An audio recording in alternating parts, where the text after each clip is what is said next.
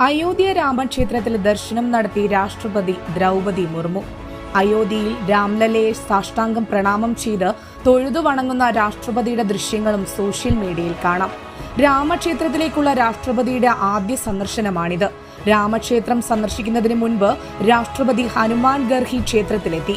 തുടർന്ന് സരയൂ തീരത്തെ ആരതിയിലും പങ്കുകൊണ്ടു. കുബേർ തീയിലെയും രാഷ്ട്രപതി സന്ദർശിക്കുമെന്ന് രാഷ്ട്രപതി ഭവൻ അറിയിച്ചിരുന്നു. അയോധ്യ അന്താരാഷ്ട്ര വിമാനത്താവളത്തിലെത്തിയ രാഷ്ട്രപതിയെ ഉത്തർപ്രദേശ് ഗവർണർ ആനന്ദിബെൻ പട്ടേൽ സ്വീകരിച്ചു.